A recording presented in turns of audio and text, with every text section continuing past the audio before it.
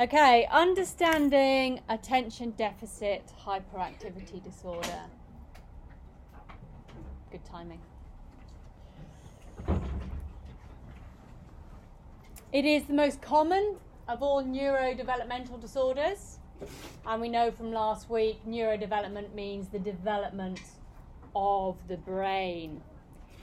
It is a brain-based disorder. It is not a social disorder. You do not get ADHD from your parenting skills or from a teacher, from interactions. It is not a social disorder. It is a brain-based disorder. Within girls, it is predominantly genetic. Within boys, 70% of it is genetic. The other 30% is acquired. And by that, we mean we get it from the environment. This could be a bacterial infection. It could be something like leukemia. There are different causes to ADHD when we're talking about acquired ADHD. We also know it correlates highly with mother's genetics and is exacerbated if a mother smokes during pregnancy. So if you have a predisposition to ADHD and you smoke or drink alcohol, then that will make the ADHD worse. We know that it affects more boys than it does girls. And we know it is devastating when we get to adulthood ADHD. It is serious and it is not well understood. And of all the neurodevelopmental disorders, I think this is the one in the DSM 5.1 that is going to change the most, because we have got a lot more research, a lot more understanding of ADHD in the past 10 or so years. Now I say it's devastating, and that's because adulthood ADHD, although we're not talking about adults in this course particularly, I think it's important for you to know that these adults with ADHD will die younger than your typically developing adults, your normal adults. Risk-taking behaviours, and we'll come back to sex, drugs and rock and roll. They are also prone to suicide, bulimia, heart disease. Okay, I'm painting a pretty devastating picture. It can also be wonderful, and these children can go on to do some amazing things. So we will talk about the different array of ADHD and what it can do for us. Some adults with ADHD create and go on to do amazing things. I'm going to cry. Seriously. It's not that difficult.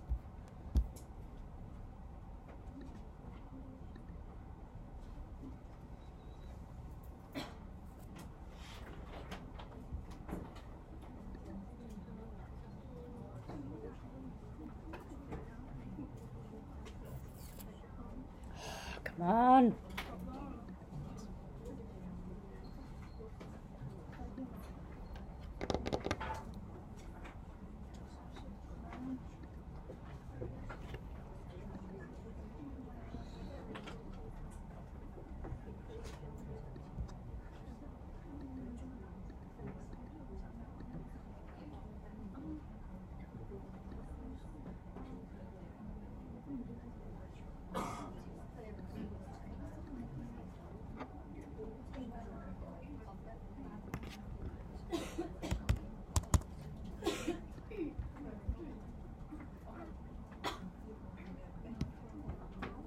Right, let's see if that works.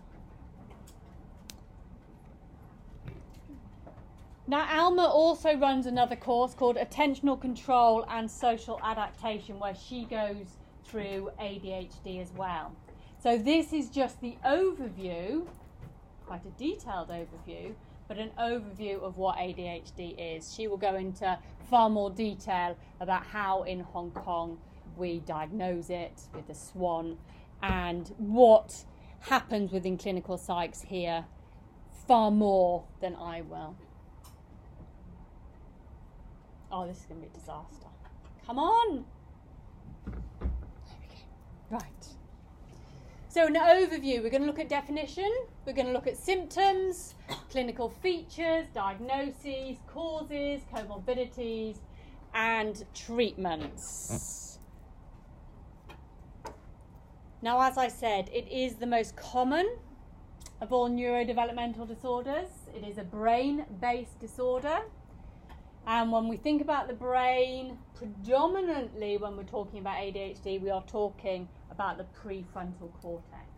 And this is 30% behind typically developing children. So if we're looking at teenagers, 13, 14, 15-year-olds, their capabilities are of a 9, 10, 11-year-old. So when you are in the classroom, if you are dealing with parents, you need to be aware of the brain deficits. Okay, they are working 30% behind. So if you're asking someone in your classroom to do a particular task that you would expect a 13-year-old to do, don't expect your 13-year-old with ADHD to be able to do it, because they won't. Okay, it is a brain-based disorder and they function 30% behind a typically developing child. No matter if you're borderline or severe ADHD? No. Right, let's try.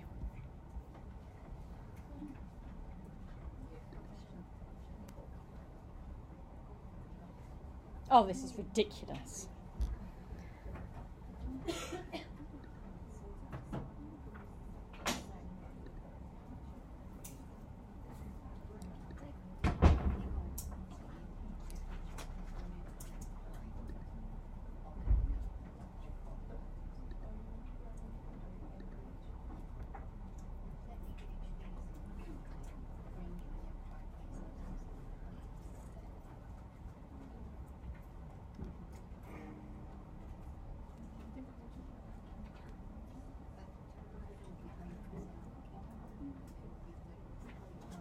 Oh, I apologise. If we just stick it on that.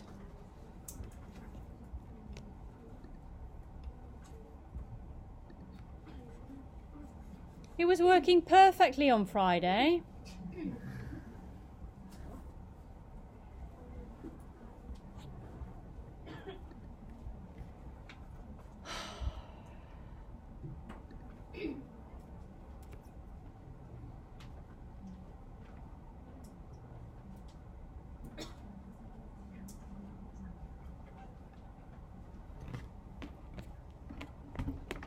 What's the point in having Apple TV if you don't have the Wi-Fi that works with it?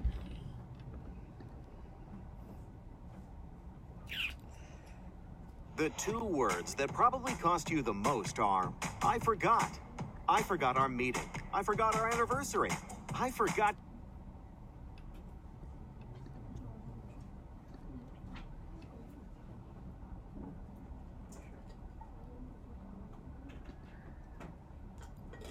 So I'm just trying to log on to a different Wi-Fi, see if that makes a difference.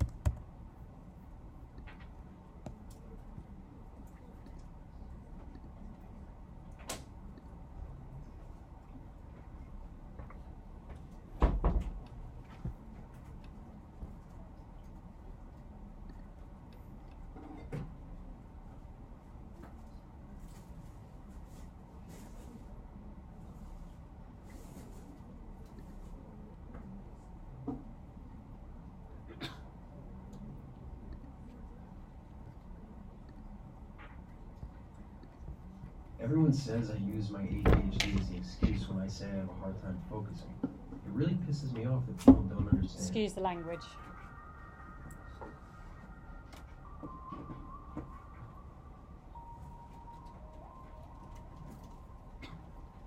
My ADHD is so bad that I have to close my eyes when I'm on the phone.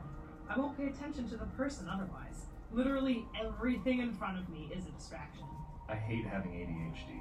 It's like my mind is running in 10 different directions. I think the main reason I've never dated is because of my ADHD. I can't sit still for more than 10 seconds. I have ADHD, and nobody knows because I don't want it to be an excuse. I just started college. My ADHD is awful. I think I'm going to fail. I really want to join the military, but I don't think I can make it without my ADHD medication. For the first time in my life, I'm taking meds to help regulate my ADHD. It's helping, but I don't like how my personality is different. I have ADHD and can never pay attention, and it's kind of putting my friends and family on edge. I wish I could turn my ADHD off. I've had to read whole chapters over again and restart movies because I was thinking about something else. I joke with people about having ADHD when I act dumb, but I secretly do have it, and it makes my life a living hell. When I got diagnosed with ADHD when I was younger, people told me I would not amount to much. I proved them all wrong.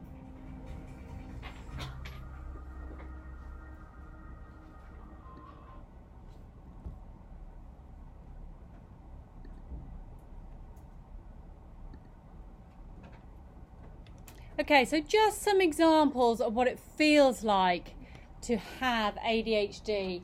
And later on, if any of you have got experience of having ADHD, usually someone in the year group does have ADHD and they share their experiences, or experiences of having friends or family members with ADHD.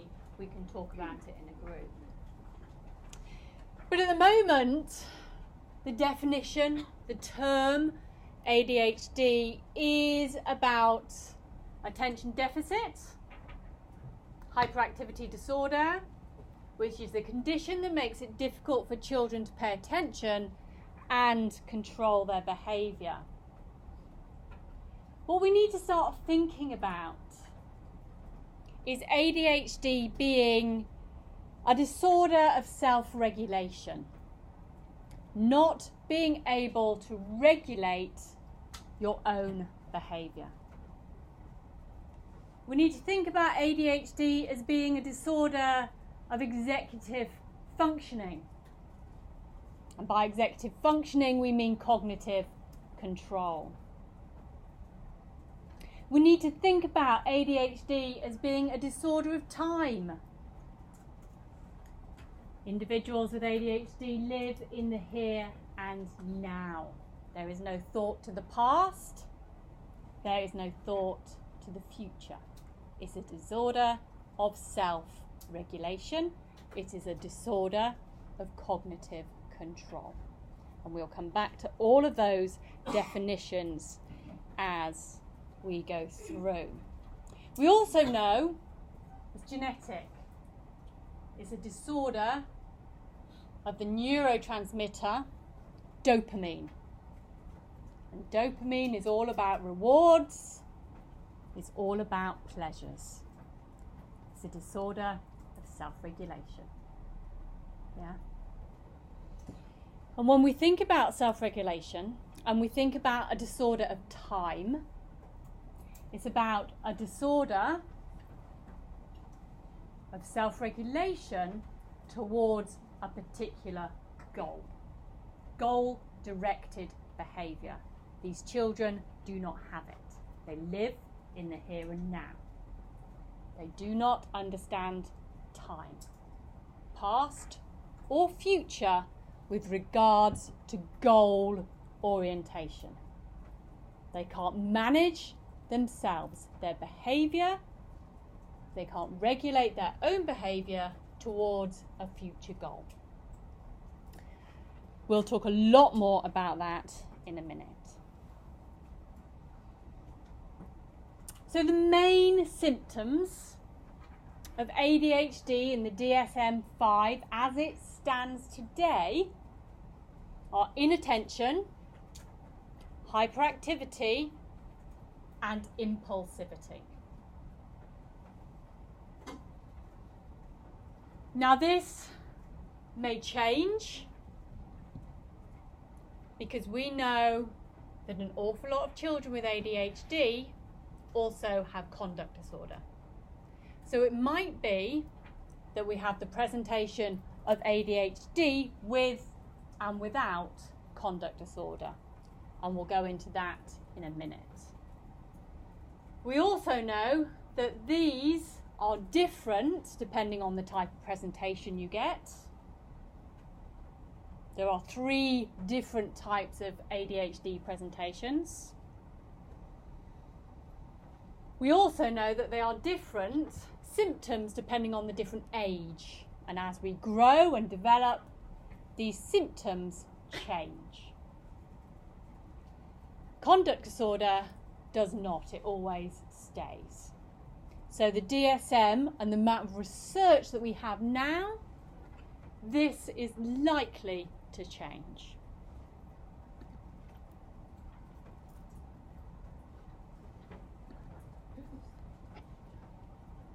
So there is a global prevalence of ADHD between 6 and 7%.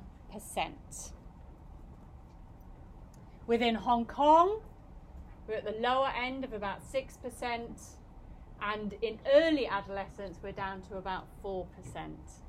Now, whether this is to do with awareness, whether this is to do with people actually wanting a diagnosis, that label, whether it's to do with money and funding, we don't know. Alma might be in a better position to know the absolute stats on that for Hong Kong. Myths. ADHD is caused by bad parenting. It is not.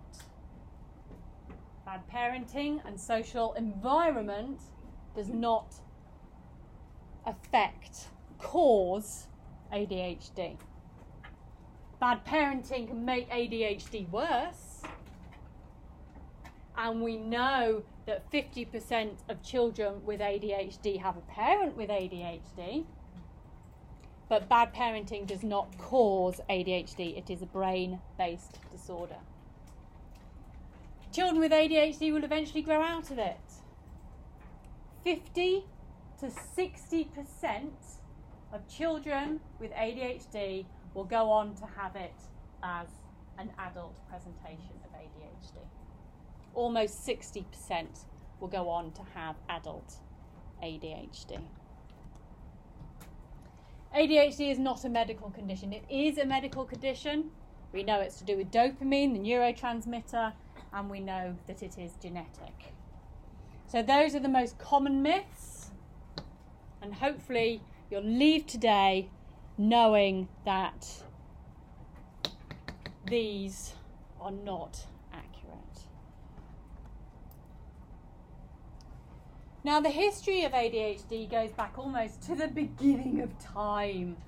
Symptoms of ADHD, of inattention, of abnormal motor control have been around for a very long time.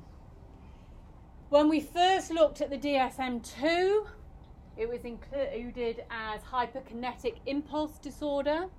Kinetic meaning sort of a movement, a hypermovement impulse control. By the 1980s, the DSM-3 was looking at ADD, Attention Deficit Disorder, and interestingly, it was looking at it with hyperactivity and without hyperactivity. It separated it into those 2 different components. Now, of course, you'll see in a minute the different presentations of ADHD. Some had hyperactivity more than others. By the time we got to 1987, we threw everything into one big pot, and it didn't matter if you were inattentive or impulsive or hyperactive, you just got the one diagnosis, ADHD. Now we have different subtypes, and this hasn't actually changed from the DSM-4. The DSM-5 is still the same. There was no major changes in the DSM-5. We can have a combined presentation, so we have all 3. So you will have inattentive, impulsivity and hyperactivity. You can have a presentation of predominantly inattentive. And you can have a presentation of predominantly hyperactive and impulsive. And we'll come back to that when we look at the DSM. Now, this predominantly inattentive may well change.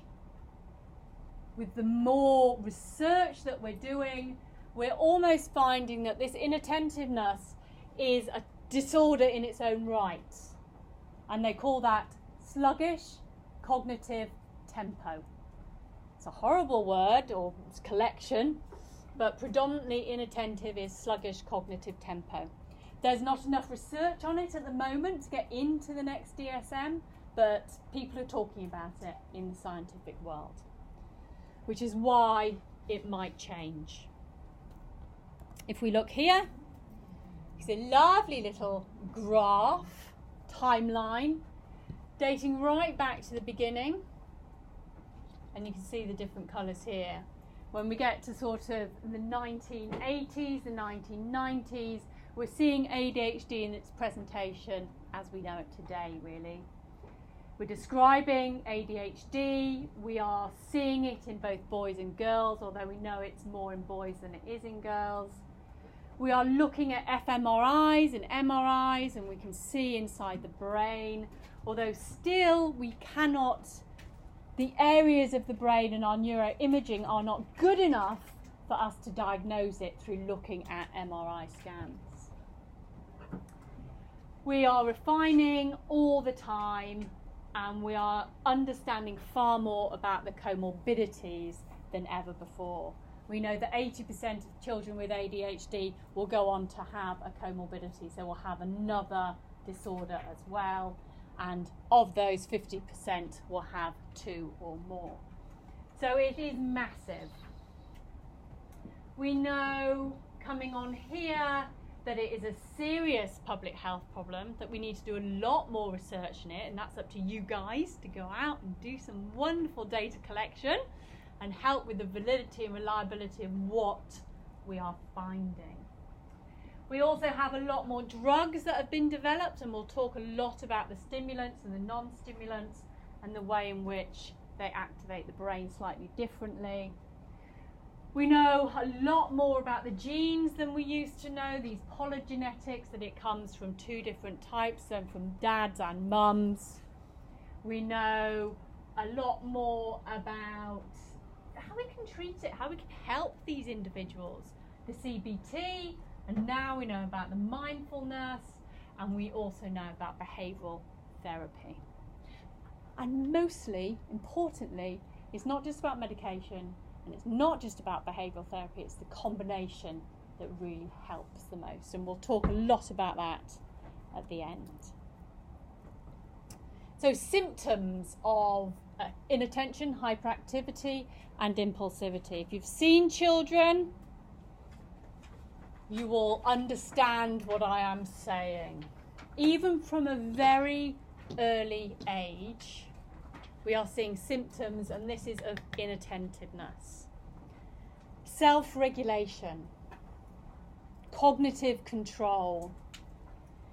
Children will have a strong will from an early age, and we're seeing that development of oppositional defiant disorder. Unresponsive to discipline, again, this oppositional defiant disorder. Some of these children are having language difficulties at a very early age, and we know there's a high comorbidity with specific learning disorders.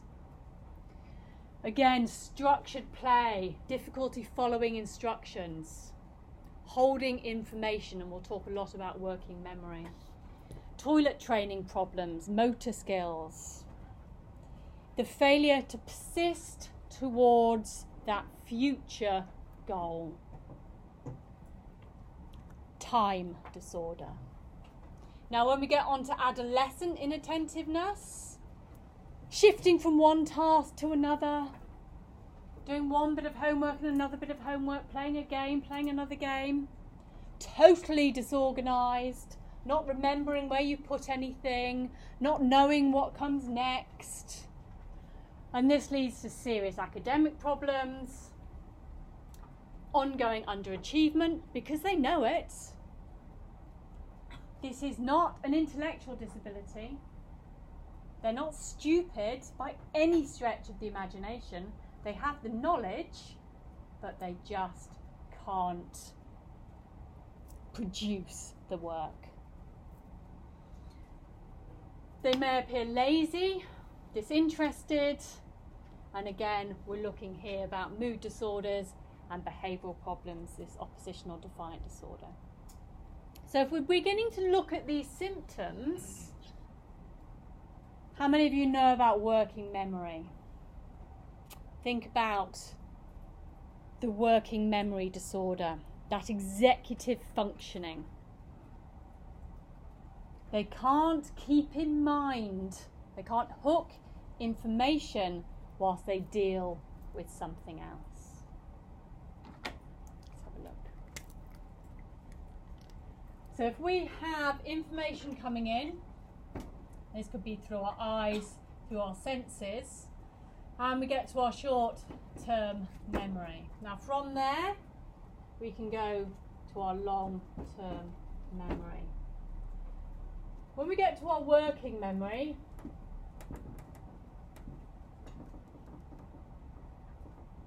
we have information that we hear. That's my ear. And information that we see. Okay, and that's our phonological loop. Do you remember that from undergrad? That is our visual spatial sketchpad. Children who have ADHD have an issue with integrating this information. If you're telling a child with ADHD to do 4 things in a row, they just can't remember the past in order to remember the future. They can't hook that information. And the same with what they see. They can't remember the past in order to see themselves in the future. I'll come back to that in a minute. But of course the working memory then links to the long-term memory. Okay. Should we make this more complicated? No, let's leave it there for a minute. So all I want you to know now is that what we see and what we hear is not being integrated into the memory. And we'll come back to this in a minute.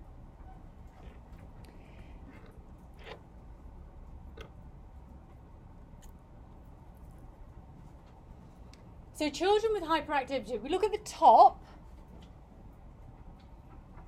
they're fidgeting. They're not staying in their seat, they're not sitting on the carpet listening to you read them a story, they're squirming, they're running around, they're climbing, they are always talking, and usually very loudly, and it doesn't matter how many times you say, could you use your inside voice? They're still talking really loudly. Now by the time we get to adolescence, this is internalising, this hyperactivity is internalising. They are feeling restless. They have a bit of low self-esteem. They are constantly busy doing different things. This might be reading several books at once, having several projects on the go, planning something whilst doing something else. They never stop doing things. But not like a young child. They're not climbing all over the furniture. They're not running around the room. But their mind is constantly busy. If somebody walks past that door, they're going, oh, what are they doing? Yeah? They are constantly thinking about the next thing. They are not on task. Discipline problems, and they are beginning to take high risk behaviours. High risk behaviours is one of the issues with adolescence and adulthood, particularly ADHD. A disorder of time. They don't stop and think about the future. They haven't learned from the past in order to know what the goal is in the future. They have no self-regulation. So they are driving fast. They are doing the sex, the drugs and the rock and roll. They don't stop and think. And when we come on to here, and I'll talk about this in a moment, they don't have inner speech. They don't have that voice that says, is that a good idea? Should I be driving 100 kilometres an hour down the road? They don't have that inner voice. They cannot learn from the past to think about how that behaviour influences the future.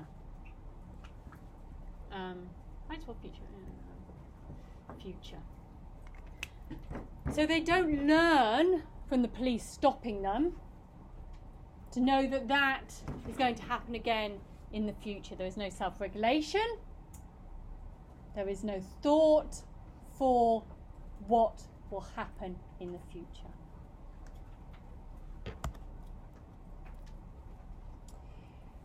Impulsivity in preschool.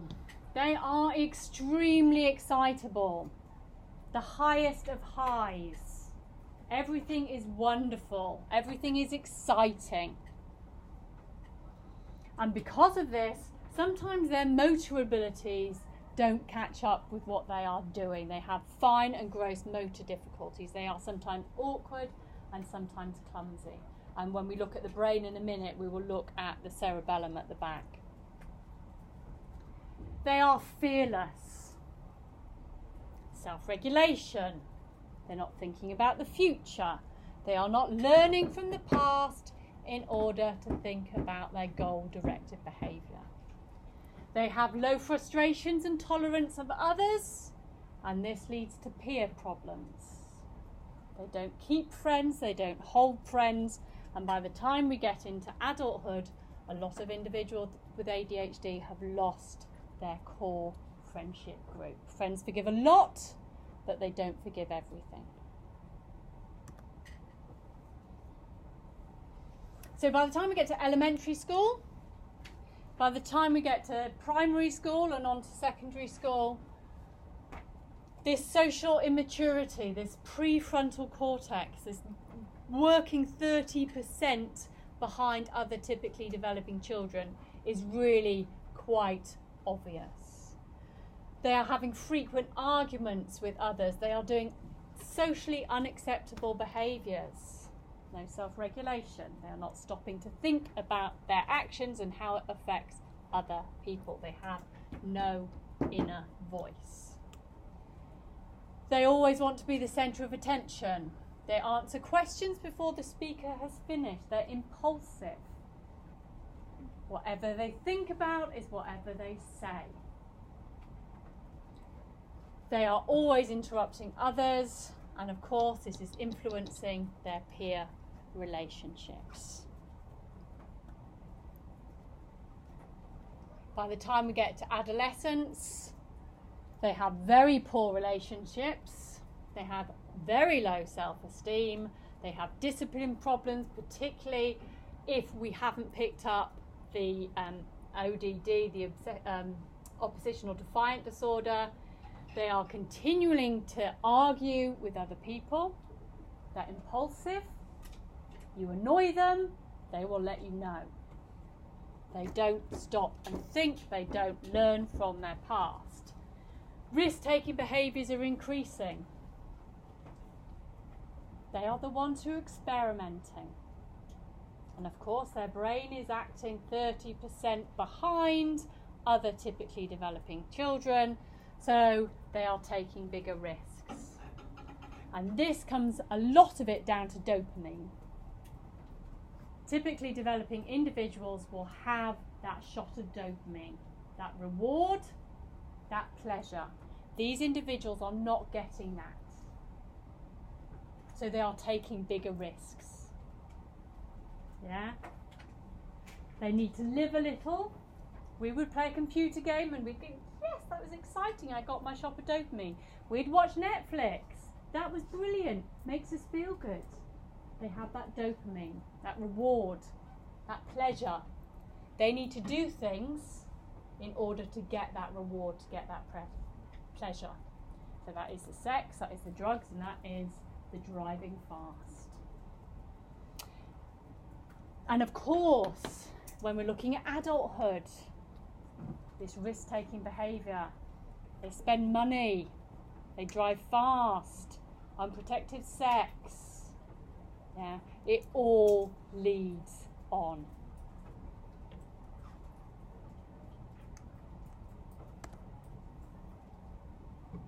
Okay, so back to self-regulation. We'll come back to this. ADHD is a disorder of self-regulation. Self-control towards that future goal. They do not have that cognitive control that you or I would have. And what that all means is that any action that an individual directs at themselves can result in changing our behaviour from something that we would have done to something else. That voice on our shoulder changes our behaviour, so we're not impulsive, we stop, we think, we change the future consequence. Okay, and that changes our goal. If I go into a coffee shop and I am on a diet, I've got a big race coming up, I do not want to eat that beautiful, squishy, squashy, gooey, creamy, chocolatey donut. I have that inner voice that says, Lexi, buy your coffee, get out. You don't want it, it's going to interfere with your training, you're going to put on weight, come on, you've done really well. I can go up to the counter, I have my self-regulation, I can change that behaviour, I can grab my coffee and I can leave. I have regulated my behaviour. That is not something you learn. Self-regulation we are born with. We all have this working memory. We have this inner voice, this inner speech. Children with ADHD don't. So when we look at executive functioning and we're looking at cognitive control, self-awareness, there's an issue, a dilemma, a problem. I want that cake and I want it now. I have motivation for my long-term goals. I have self-control. That's going to interfere with my diet plan for my race. I don't want it. I have that long-term goal. These guys don't.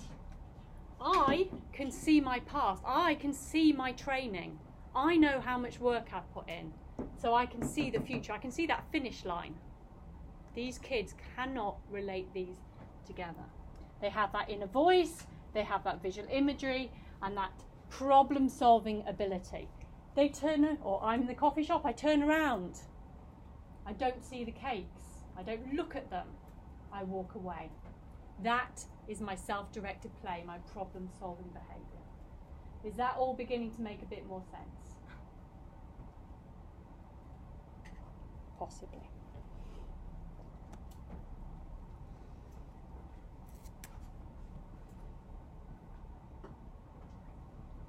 Oh, it's all coming out at one thing. Woo! Now I've lost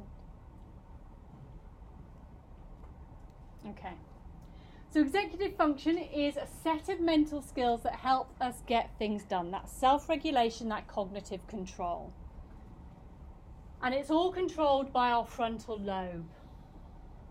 It is to do with our working memory. It is to do with our language, our verbal fluency, our inner voice. It is a motor response, our motor coordination, and it is emotional. And a lot of this is to do with self-regulation of emotion. Right.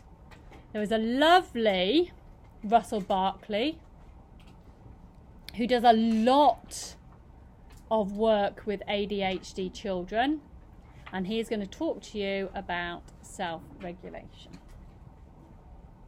Possibly. Possibly not.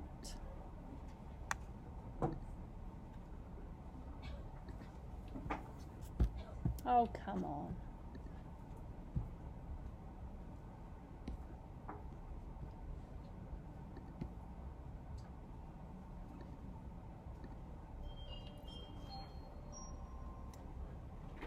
The latest thinking on ADHD includes the topic of executive functioning as being related to ADHD and possibly actually being the core functions or deficits in the disorder.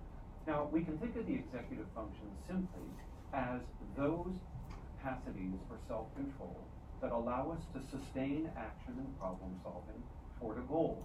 So it's goal-directed problem solving and goal-directed persistence. Now, there are at least 5 of these executive functions that appear to be involved in self-regulation, and research suggests that most of them, and probably all of them, are implicated in the disorder. The first of these is the ability to inhibit your behavior, to stop what you're doing in order to allow the other executive functions to be able to take over and guide your behavior toward the future. The second is the ability to use visual imagery, often called nonverbal working memory. Humans have the ability to hold images in mind about what they are proposing to do, and they use those images as mental maps to guide their behavior toward the intended target, and also to remember the sequence of steps that's necessary to accomplish that goal. I didn't even touch it.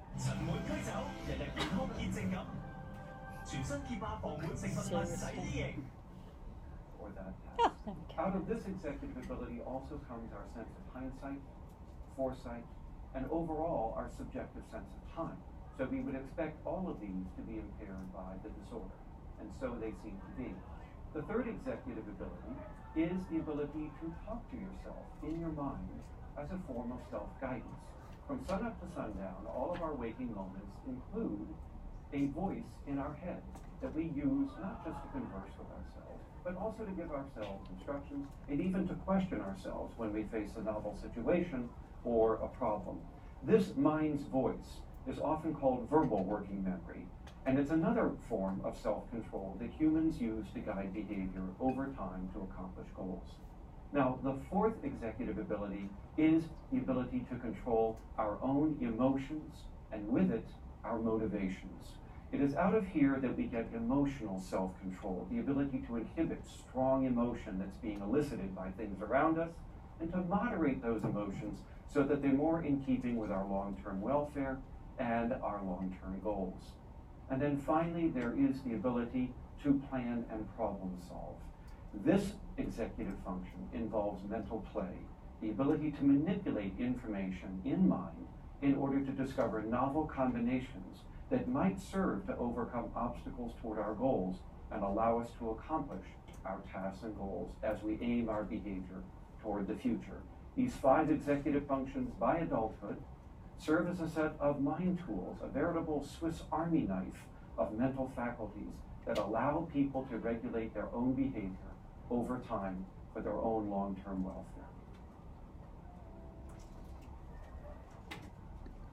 Now that is Russell Barkley. They obviously think it's quite funny.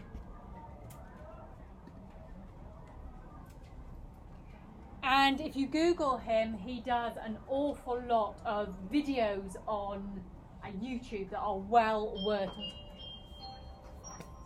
watching. The latest thinking on ADHD. Just stop. It's like there's something living in my computer. Okay, so as he said, a disorder of self-regulation, disorder of time, a disorder of regulating our emotions, all for that future goal. Friends forgive a lot. They forgive you when you are excited and you're hyperactive and you're jumping around. They forgive you when you don't turn up to coffee because you've been distracted by something else. They forgive you when you forget their birthdays. However, friends do not forgive the anger, the hostility, and the raw emotion. So when we're talking about ADHD, we are just talking about a disorder of emotion. And this is a major issue when it gets to adolescence and adulthood. The marital breakups, the friends breakdown, the road rage, the risk-taking is all the anger. And a lot of that comes down to conduct disorder. They don't regulate their own anger. They take risks. They don't listen to authority. And it all falls apart. We get low self-esteem, and we get depression, and we get suicide in the worst cases. And this leads to very strong social, emotional, and physical and academic difficulties. Now, we talked last week about in the DSM, when does something become a disorder, and that is when symptoms impact on your life. ADHD causes significant destruction, not to your own life, but to your friends and to your family as well. The earlier we can get an understanding of your particular issues, and we'll come on to diagnosis in a minute, the better the case may be. We can have behavioural modifications and we can have medication. There is a major impact on academic performance if we do not have those teachers and the parents being that behavioural reward. Remembering that these children don't have dopamine. We need to be their dopamine. So the earlier we can get that happening, the better the outcomes. Now, there's some brilliant research that went on last year looking at driving risk-taking behaviour it was 60 teenagers who had ADHD and conduct disorder. What is the leading death of adolescents in the USA? Motor vehicle accidents. And if we are giving keys to adolescents who are risk-taking, they're driving fast, they don't wear seat belts, they can crash, we are talking a major impact on them. Okay? Remembering that these children, their prefrontal cortex is just not in control as typically developing children would be. So they have a huge risk impact on their driving, and this leads to a lot of deaths in children who have ADHD and are allowed keys to the car. If you have a kid with ADHD, do not give them car keys until they're at least mid-20s. There is also some interesting research again done last year looking at preschool children, the structure of their brains when you have ADHD, and seeing if we can now predict, it's a longitudinal study, can predict those preschoolers who will go on to have adolescent and adulthood ADHD. But of course we're not going to know those results for a while. So there is a lot of research that is going on to help us understand the long-term impact. And of course, the more advanced we get with technology, the more we can see that fMRIs or the MRIs, the structure, what is happening in the brain. Why do 50% continue to have ADHD in adulthood? Why do others not? Okay, we don't know that. You guys can find that out. Yeah, go and do some research, go and collect some data, go and get a grant. Yeah, we need people like you to come in and sort this out. So there is a lot of wonderful research going on. We still do not understand enough about ADHD. Let's just do 5 more minutes, not even that, and then let's have a break. Okay, so clinical features. We know that from the get-go, these children have far more difficulties than typically developing children. These are the children that have eating disorders, particularly bulimia nervosa. They have sleeping problems, they have negative temperament. Do you remember Cross and Thomas, who did the 3 types of temperament? Easy, slow to warm up, and difficult. These are the ones who have the difficult temperaments. And these children have greater emotional responses, and of course that leads on to conduct disorder. Now you do know that oppositional defiant disorder, if not treated, goes on to conduct disorders. Do you know that? So children who have oppositional defiant disorder in childhood, if that is not looked after and identified early, that anger, that hostility can lead to, or does lead to, conduct disorder in adulthood. And that is when they cheat and they lie, and it is really quite severe. So childhood onset ODD can lead to conduct disorder later on. So by the time we are seeing school age, we are seeing more of this oppositional behaviour, this aggression, this non-compliance, and this risk-taking, these dangerous behaviours. By the time we get to late adolescence, we're seeing a decline, often in the severity, particularly in hyperactivity, because that is being internalised. And of course, one of the biggest predictors of teenage pregnancy is female ADHD.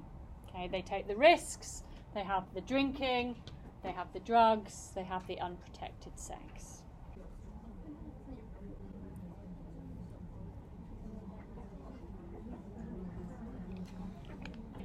Okay, let's look at diagnoses.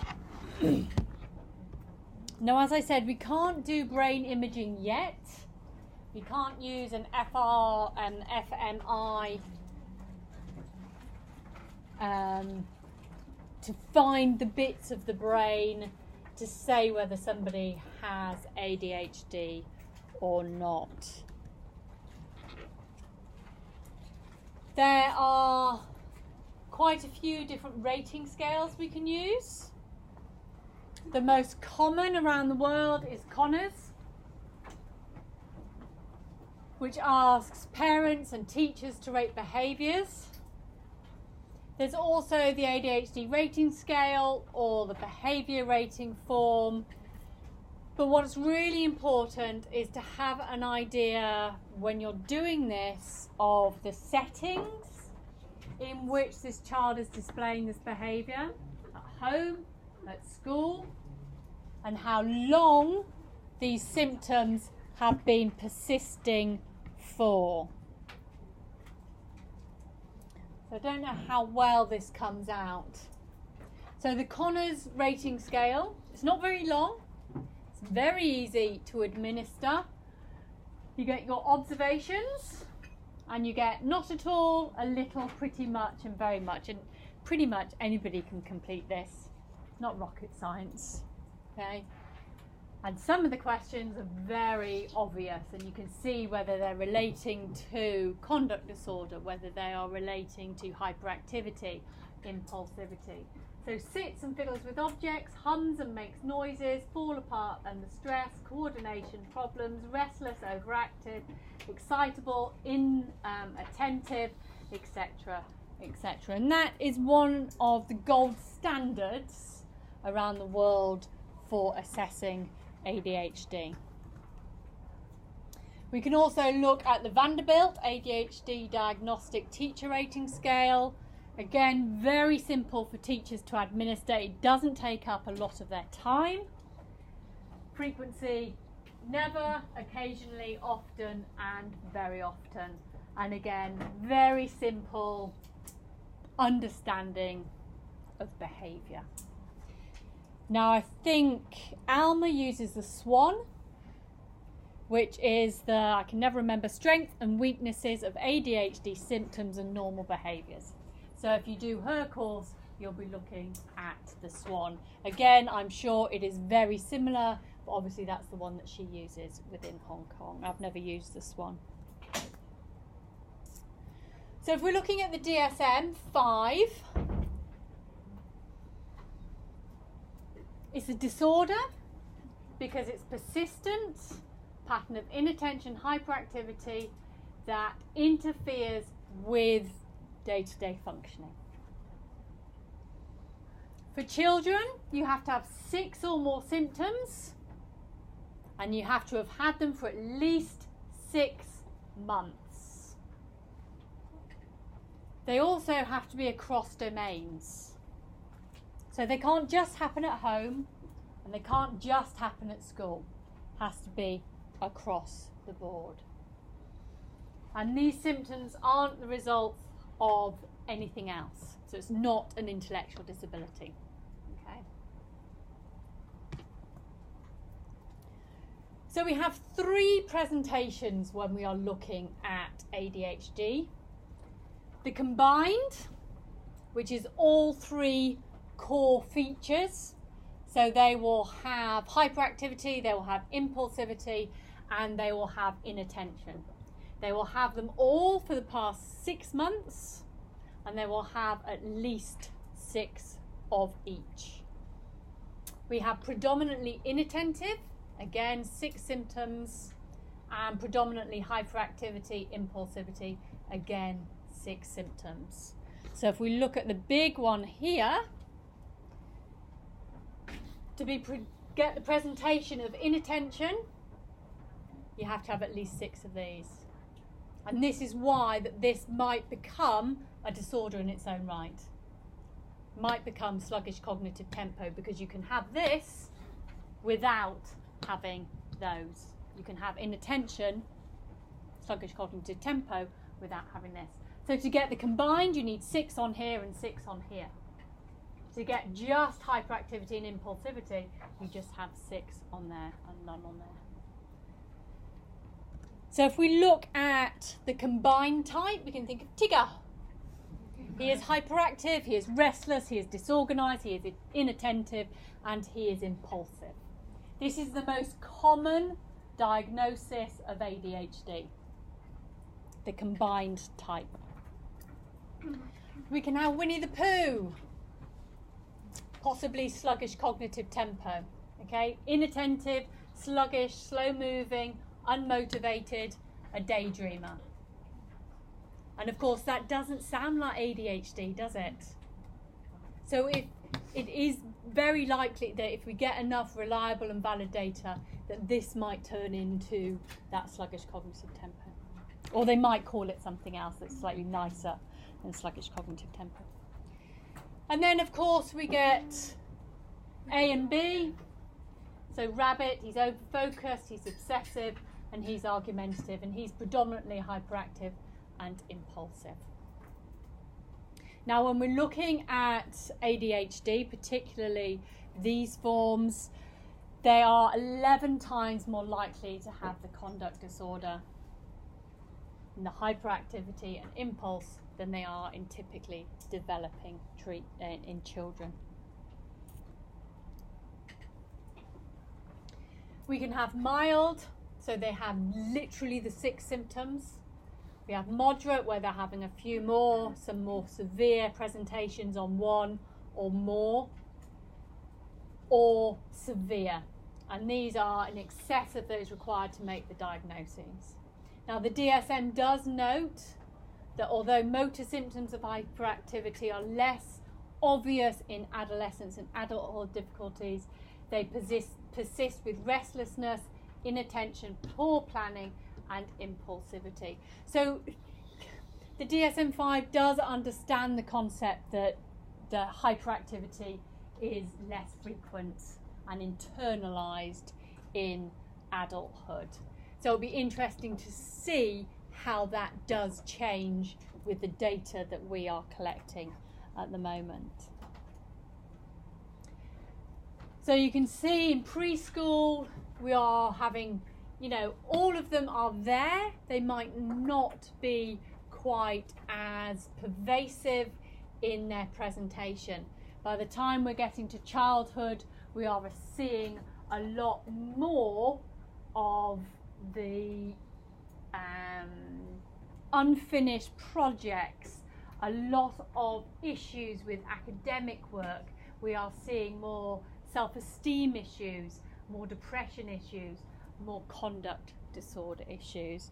And then by the time we are in adolescence, we are seeing that children who are not being rewarded for their behaviour are not focusing. And this is where we really start to need an understanding of that dopamine. We are needing the medication, the behaviour, the rewards. These children can go and play video games for hours because they are being rewarded. They have something to do. They're risk-taking in all that they are doing. You get them to do homework, there is no reward there. And when we talk about behavioural interventions, we are talking about the stickers, the bribery, the payment method, whatever it is that you need to do to get them through to do their homework. Because they can do it when they're being rewarded for computer games, but they can't do it themselves for other things because there is no reward there. They can't stay focused.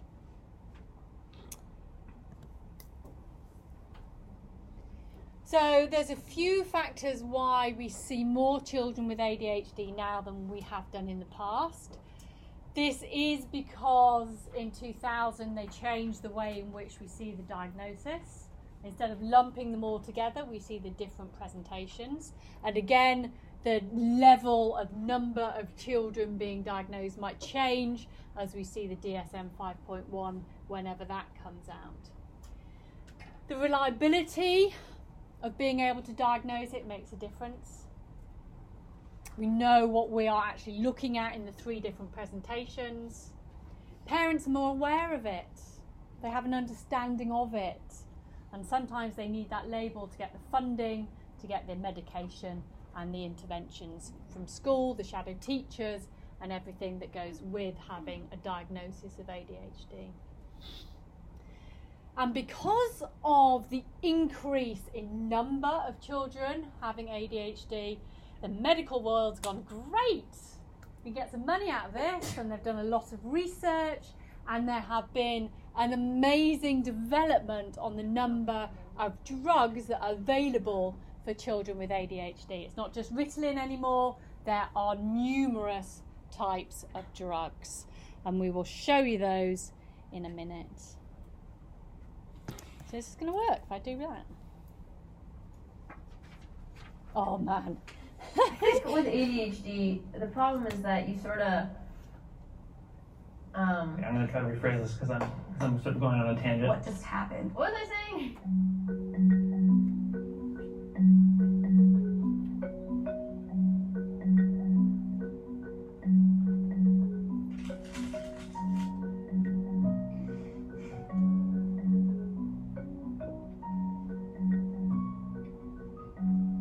I misbehaved a lot as a kid, but I didn't mean to. The natural environment of a classroom is very non-conducive to somebody with ADHD. You know, just like this quiet room, you're sitting at this table, a bunch of other kids are all doing their work. It was almost like it's sensory overload. Like everything is coming at you all at once. I would be trying to focus on this teacher, and then all of a sudden I would like snap to it again, and I had missed half of what the teacher had talked about. I was like, you're high or something. It's kind of similar to being high. One of the side effects of ADHD is a sort of an inability, or at least a tough time staying still, concentrating, focusing on day-to-day tasks. I feel like my thoughts are sort of on like a carousel in my brain, and it's going in circles, and each thought stops for like 2 seconds in front of my eyes. I can barely grasp it, and then it's gone. The third day I was at BuzzFeed, I was taking some like safety test with my friend, fellow producer here, Caitlin, and I'm like already lost on like the packet. I look over and like Caitlin answered like the first 10 questions already. And it's just that's like the story of my life is like looking over to my friend and being like, how the hell did you just do that? I have been on some form of medication ever since I was 13. I stopped taking medication for me because I just didn't like the way it made me feel. They curbed my appetite, I was losing weight. But the medication provides me with clarity. When I'm not on my medicine, it feels like the smallest tasks are really overwhelming because I can't visualize and focus on the simple process. I have to plan things out, I have to write everything down, or else I forget. I don't advocate that everyone go off their meds if they don't need to. For me, that was something that I felt I wanted to do. It looks different in everybody. I would just wish people were a little more sensitive with like the verbal assumptions they make. I just wish people believed it was real. My ADHD is like the realest thing in my life. Like I can't reach out and touch it, but I can feel it.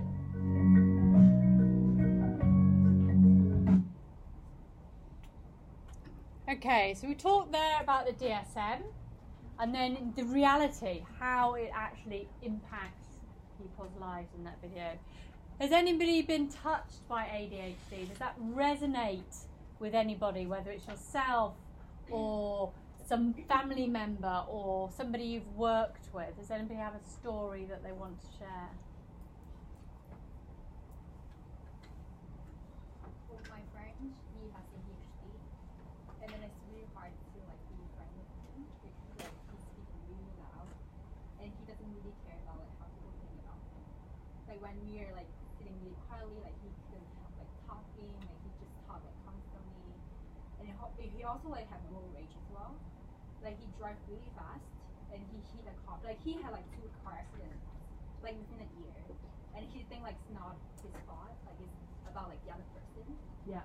Yeah, but like, I think the interesting thing is like when you talk about like they might have like low self-esteem, but like I don't see that in him.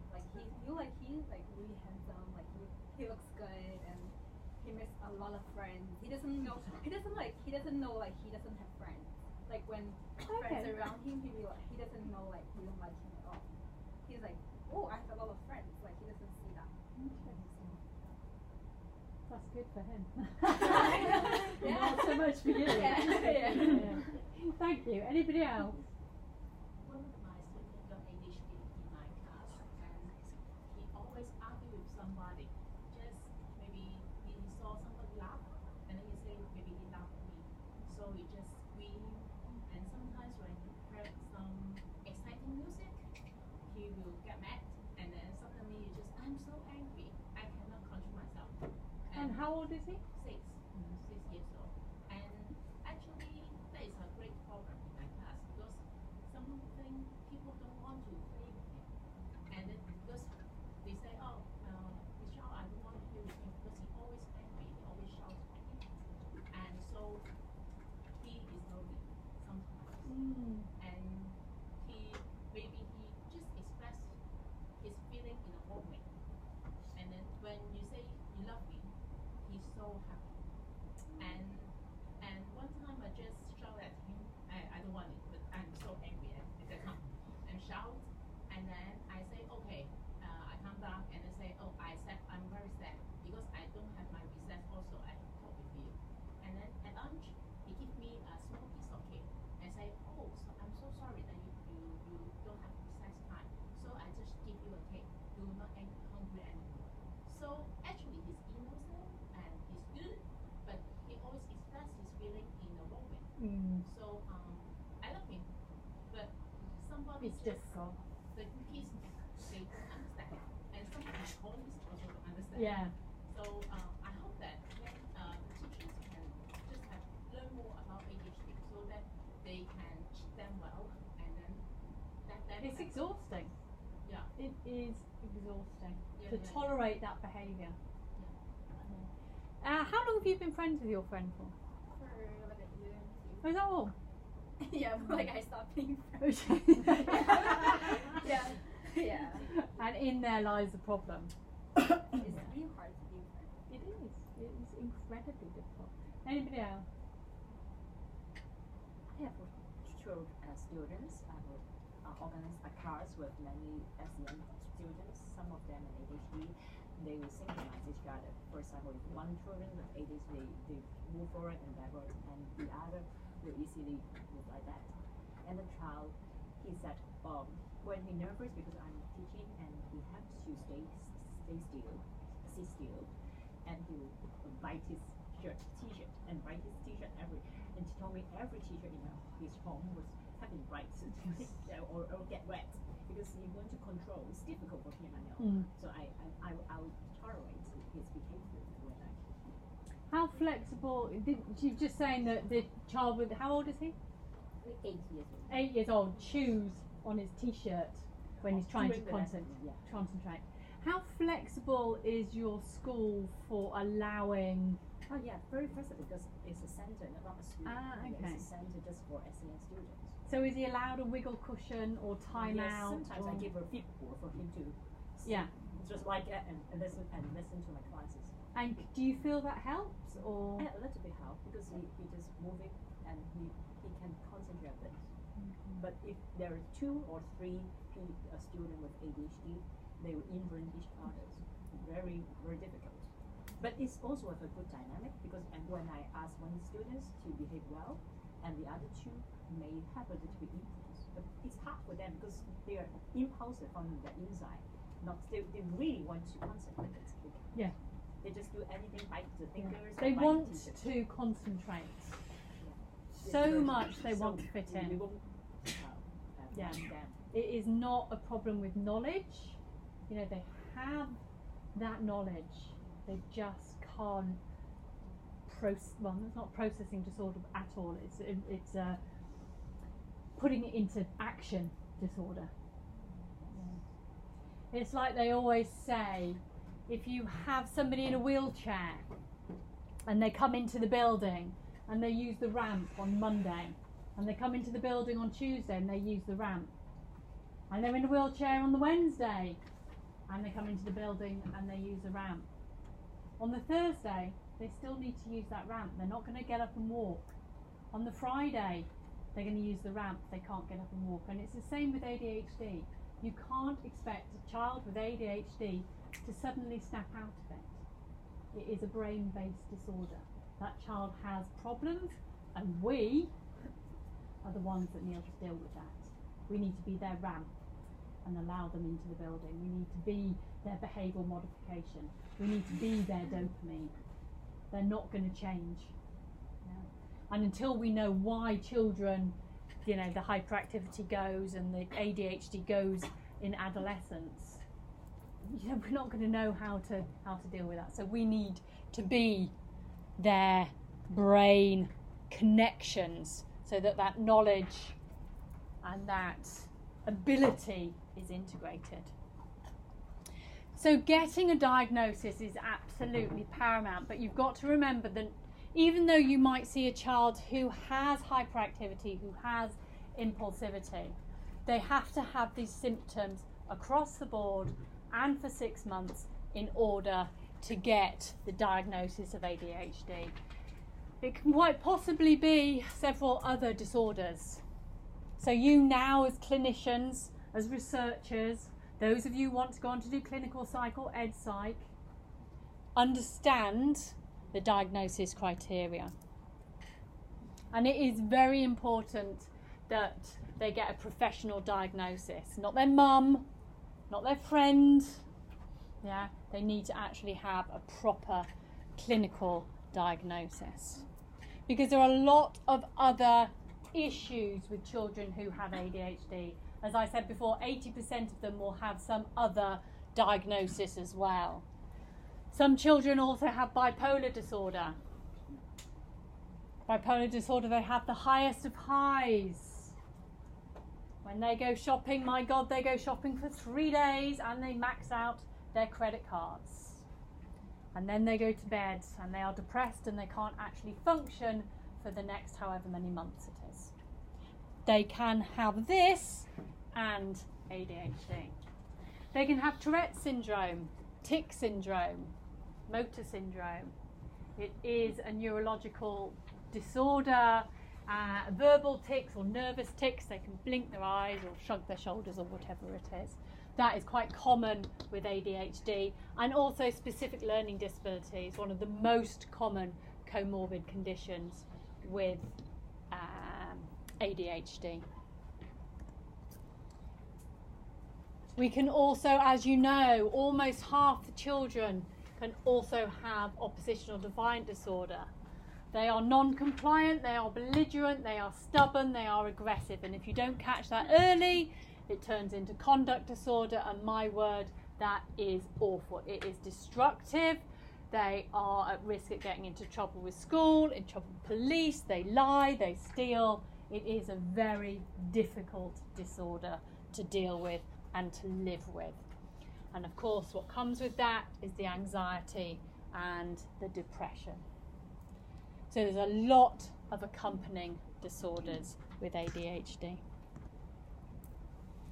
Okay, causes. I think we've touched on this already. It is biological, it is not social. Twin studies have shown us a lot of information, and this is almost out of date now. We need to start thinking with females, it is almost all genetic. With males, 80% of it is genetic. The other 30% is acquired.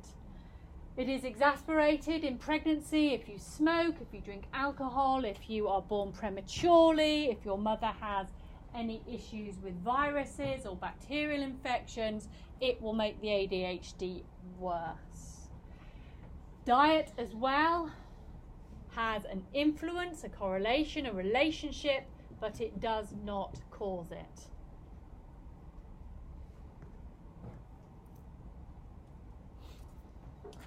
We know it is biological, and then that plays an important role in the manifestation of the condition. And we know that the environmental factors just create its severity. We also know that because parents have ADHD as well, and they are not rewarding, they are not being the dopamine, they are not helping the child, that can make the ADHD worse. Now we know also that environment plays a role in video games. They play more, they tweet more, they watch more TV. It's a function of it. Computer games do not cause ADHD. Food additives don't cause ADHD. And actually we do know now that fish oils do not help children with ADHD. There was a massive thing years ago that it did. It does not.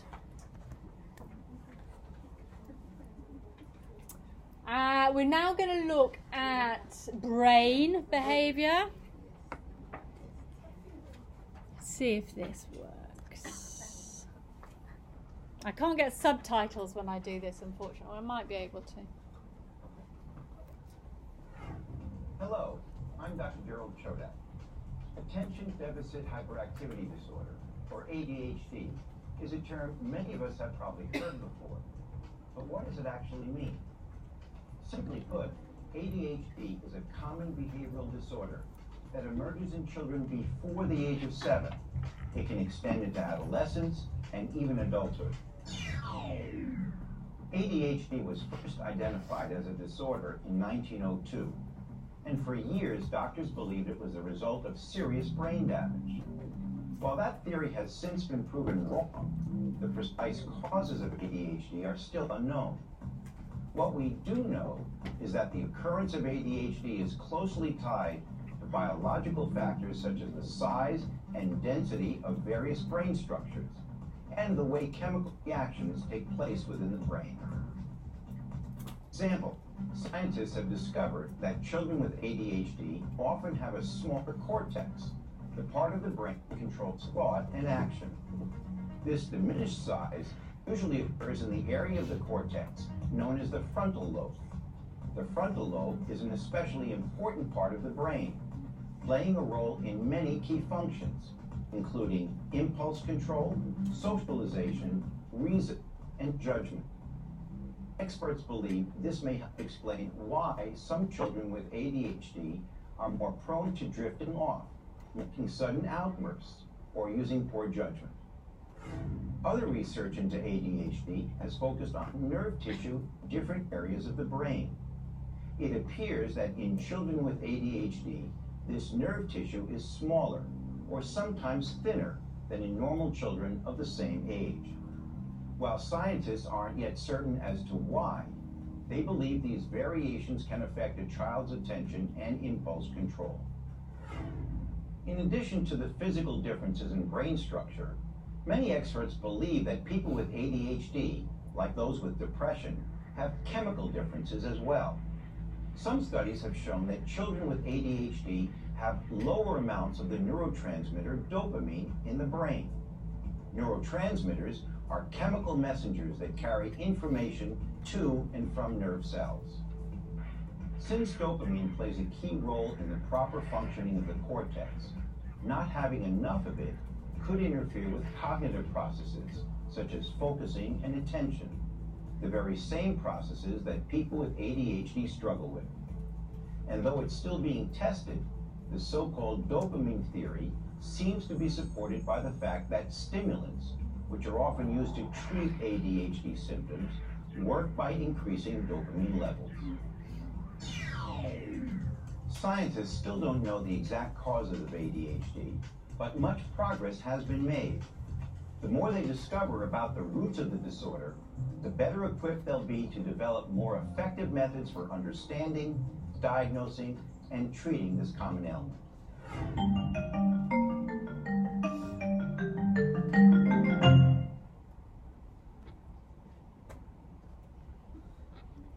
Okay, so we do know a lot more about the drugs and the neurotransmitters than when that video was made, and we do know an awful lot more about the genetics behind dopamine, and we'll come back to that in a second.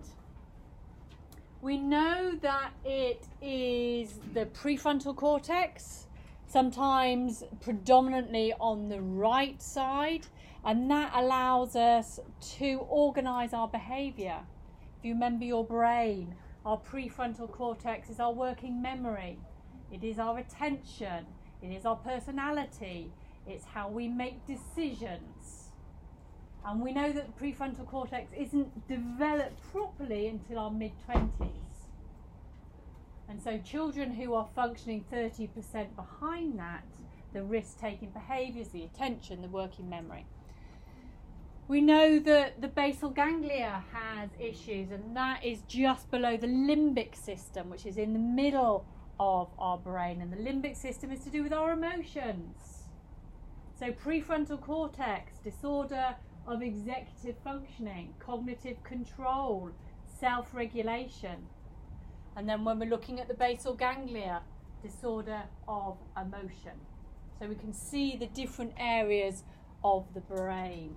We also know motor cortex, again, is in our frontal lobe, and cerebellum, which is at the back, and that does a lot of our executive functioning as well. We are learning that our cerebellum has a lot to do with our executive functioning, not just the prefrontal cortex. Our cerebellum also has to do with our motor control, our fine motor movements, our gross motor skills as well. Like I said last week, if you have alcohol and you lose your balance, it's because you've affected your cerebellum. The anterior cingulate, we are learning a lot more about this, and again, this has implications in executive functioning, problem solving, time, emotions, motivation. So we can now see where this is coming from and why it is a brain-based disorder. And again, our PFC, our prefrontal cortex, our planning, our behaviour, our personality, our decision making, those social skills. And if we look at fMRIs, functions of the brain, we can see, in control subjects and ADHD subjects where this is happening. Now, we can't diagnose, but we can see, and as we get more and more advanced in our technology, we can see different areas of the brain are activated differently, and the responses between control subjects and ADHD subjects. Right, on to dopamine. Now,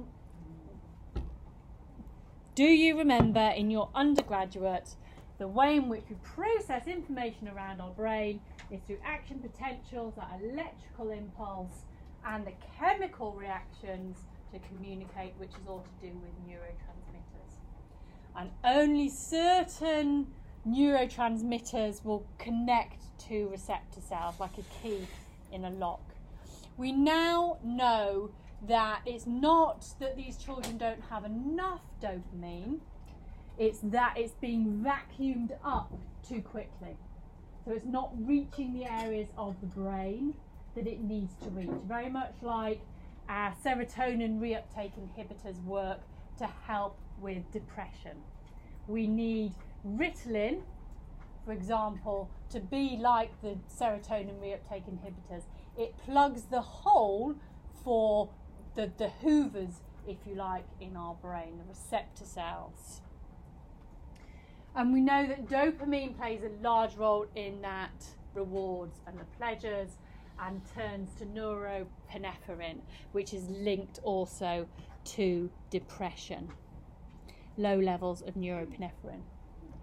So it's all about those pleasure-seeking behaviours, so they can play computer games, they can get rewarded for it, but they can't do their homework because they're not getting any dopamine, they're not getting any rewards in the brain.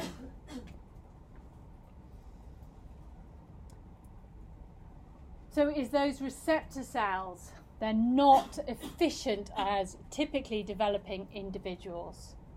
And therefore we need to regulate the levels of dopamine in the brain. Now, low levels of norepinephrine are linked to depression, are linked to pain. So we also need to consider that. Often linked to anxiety and inattention, concentration.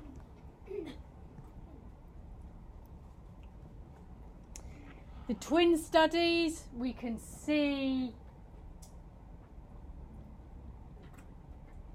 in good control studies going back quite a long way that the relationship is genetic, and we know now, if we can see,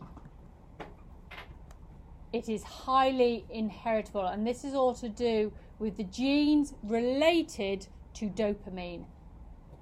And this is around the world, it doesn't matter where in the world, we know that it is to do with the genes related to these neurotransmitters. And you can read all about the genetics. And if we look at the molecular genetics, we know that the two dopamine gene, the DAT1 and the DRD4, have been reported to be associated with ADHD. And this is an amazing achievement, because if we can see where the genes lie, we can see how much of the environment, the acquired ADHD in boys, and where that comes from. And then we can tease apart how we do treatments and therapies for the different types and severities of ADHD.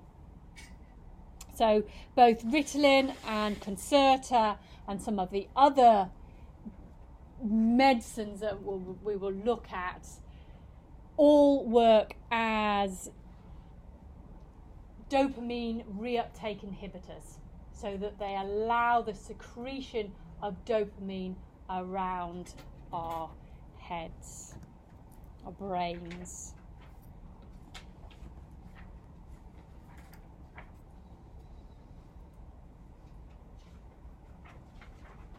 So internationally, 3 to 7 per 100 school children. We know that males are affected more than females. We've said that, haven't we? In Hong Kong, the prevalence is about 6.1. More recently, we don't have a lot of the figures actually for Hong Kong.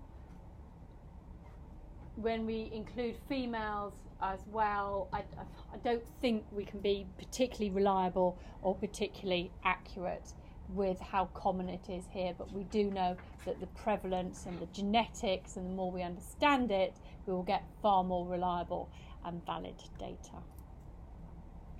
Right, let's get you doing something fun. If you've got laptops, you can go to understood.org and go through your child's eyes. If you're on a phone, you can have a look at that. And I'll keep that up there because I want to show you how we are going to have a bit of fun.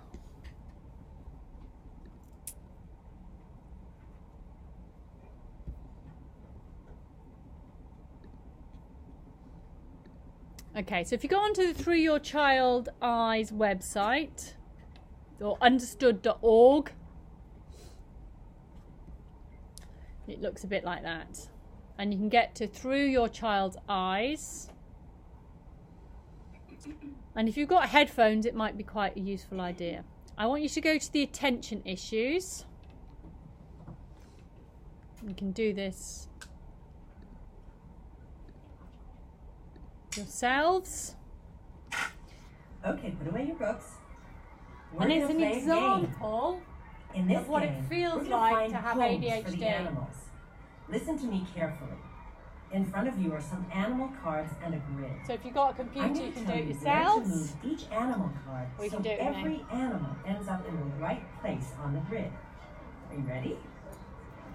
Everyone take the snake card. Now look at the grid. Put the snake card on the camel in the grid. Got it? Good. Now take the bird card and put it on the kangaroo in the grid. Dylan, are you with us? Okay. Now take the monkey. Put it on the floor. I don't have a monkey. Is that yours on the floor? Now find the kangaroo card. Oh, wait. Already. Emma and Maddie, pay attention. Dylan, are you with us? Okay now everyone, look at the octopus. Ew, weird. Now look for the elephant. Jacob and Sophia, please stop. Put the elephant on the board. I want you to place the rhino on top of it. I saw rhinoceros at the zoo when I went with my mom. Put the monkey on the Jaden, don't interrupt. I don't have any animals left. Miss Saldano, my game is missing a piece. Ready? Shark now on the flip what? Your cards over. What do you see? Okay, so if you want to have a go at that, you can have a go at that in your own time. But it's just an idea of the amount of input that these children are having and what they are paying attention to and what they are not paying attention to. And actually it's a really good website to have a play with.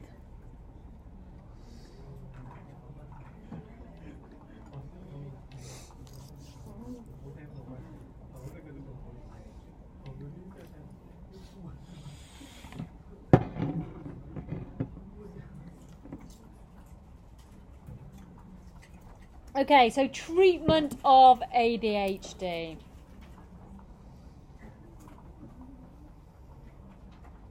Medicines, behaviours, and home and classroom management. Now, I'm not an educational psychologist, but I will give you a few tips and a few good websites to have a look if this is something that you need with your class.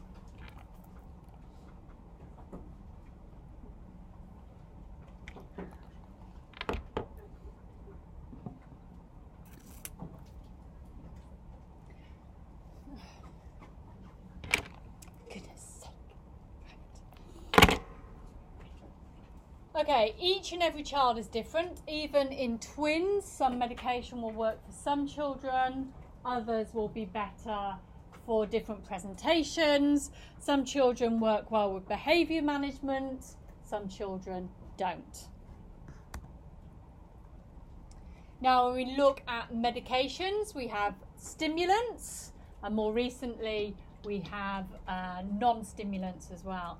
We are talking about Ritalin, Adderall, Concerta, Fosilin, Vivancy. Vivancy is one of the newest. They seem to be the most effective, and all of them are considered safe to use. They do not make the children feel high, and there's no evidence that it will continue to drug abuse or other types of abuse of other drugs or dependency of other drugs.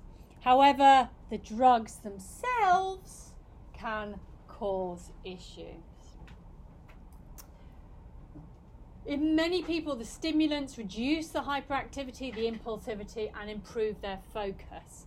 And this works in about 90% of children. The stimulants work in about 90% of children. In 10%, they just don't work. And more recently, we've got non-stimulant medication, atomoxetine or Striata, which is wonderful if the stimulants don't work. However, stimulants work fast. They have been around for a long time. but they do have a lot of side effects. The advantages of the non-stimulants is that they don't have as many side effects, but they take 2 to 3 weeks to kick in. They also only work in about 50% of children. So it will depend on what works for you. They are not a cure. They're never going to cure it, but they will help focus. They will help with that future goal. They will help with your cognitive concentration. They all work to increase the level of dopamine and norepinephrine that is secreted around the brain. So we are looking at dopamine, the rewards of pleasures. We are looking at the norepinephrine, which is to do with our attention and memory, and these two are very closely related. Epinephrine to do with stress and long-term memory. The serotonin, the depression, yeah, feeling happy, and partly to do with the histamines, decreased stress.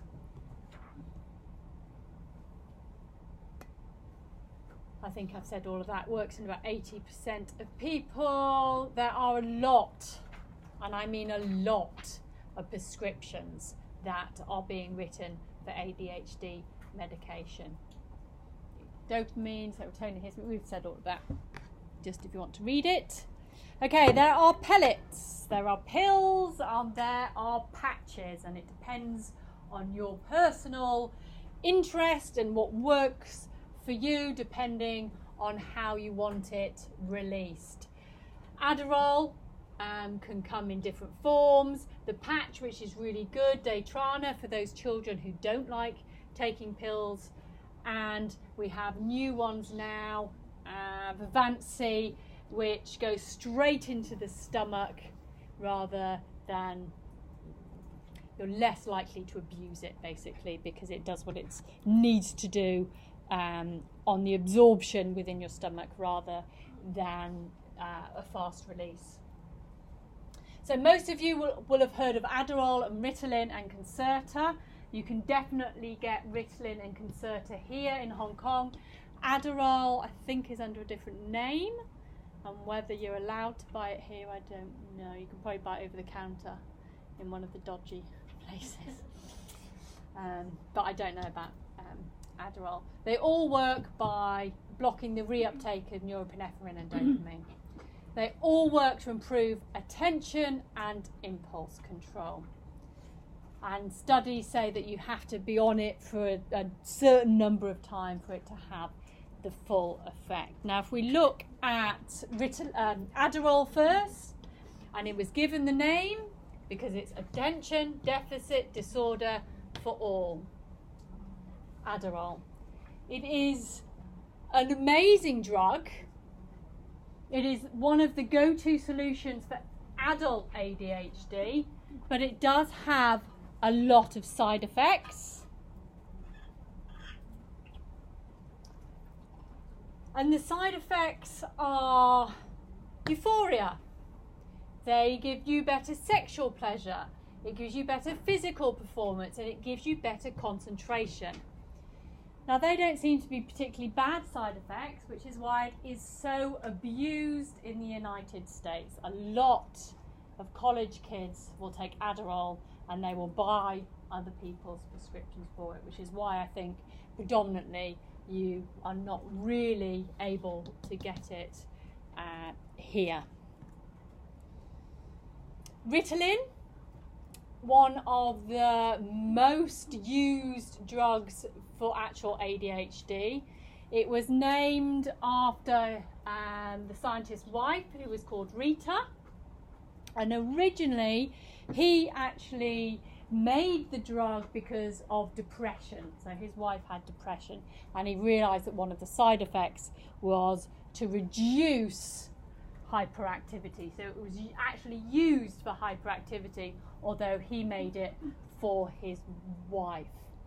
So methamphetamidate has been around for a very long time.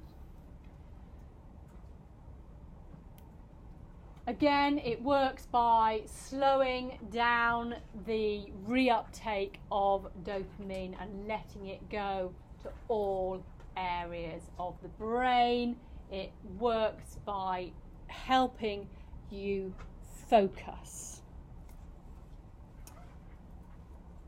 Now, Ritalin is fast action, it is fast onset, but it doesn't last very long. So if you've got children in your class who are on Ritalin, they'll have to take it in the morning, they'll have to take it probably at lunchtime, and if they're staying for an extracurricular activity, they also need to take it after school to get them through.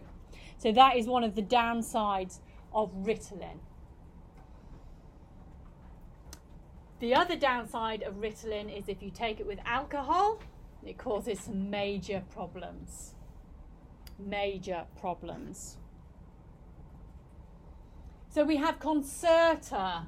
Now, Concerta is brilliant. You can get it here. It does cost a lot of money, but it is a mixture of the Ritalin, which is fast acting, and then a compound. It's actually a pellet, which has sustained release. So these children can just take one tablet now, and it will last them the whole day. It can last up to 12 hours.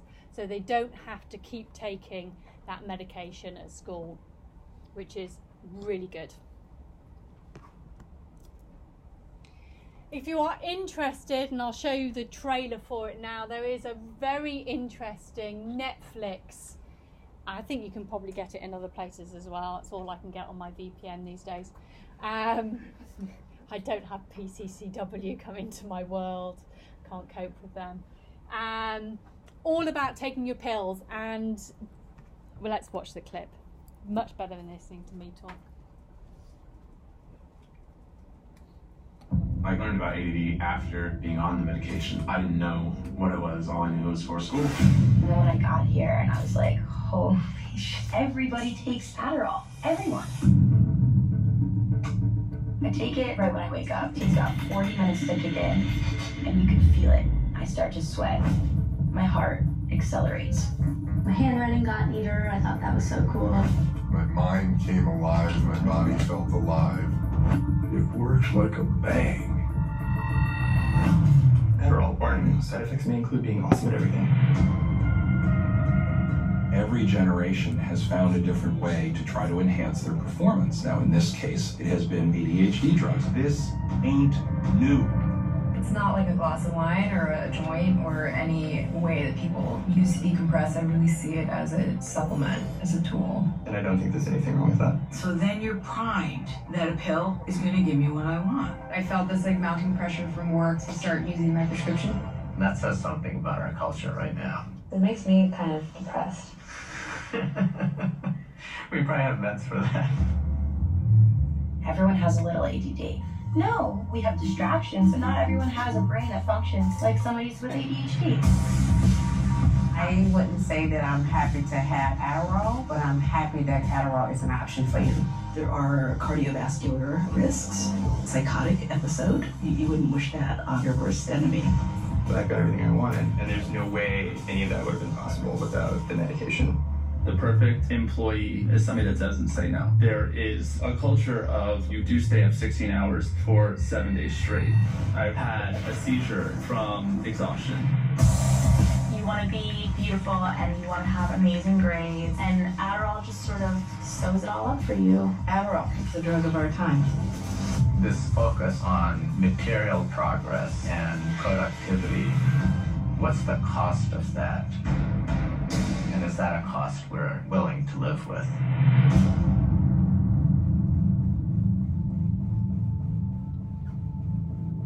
Okay, well worth watching. It's one of those shows you think, oh, I've got to take Adderall, this is going to solve everything. And then you get to the end and think, oh my word, I'm never taking any medication again. It is real fascinating insight into the positive side of Adderall, the addictive side of Adderall, and the horrific side of effects that it can lead to and totally mess up your brain when you don't have ADHD. Okay, so it is an interesting show to watch. Do watch it if you are interested in the medicines and how it can affect your brain. So what does the research show us? The research shows us that medicine works in 90% of individuals. Stimulants are brilliant. They keep you focused. If you are on non-stimulants, it will work in about 50% of the time, but they don't have so many side effects, but only work in 50% of, for 50% of individuals. We also know that ADHD treatment studies to date found that long-term management with medication and the combination of medication and behavioural treatment is the way forward. Now we can see cognitive behavioural therapy works very well for adults. We can also see that mindfulness is really coming into children and adults with ADHD.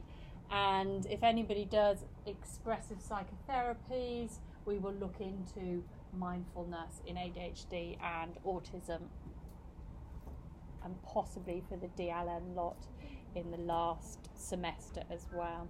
It is definitely an interesting area if you are interested in treatments, the new mindfulness. So we need to think about the psychotherapies, the behavioural therapies, the social skills training, the support groups, parent skills, parent training, as well as the medication. Now, bearing in mind, those of you who are thinking about going into parent training and teaching parents, loads of them are going to have ADHD themselves, which throws up a whole different ballgame when you're trying to teach parents that they are the dopamine, that they have to do the rewards, and they have to keep their child on track. So there is no magic solution for parents.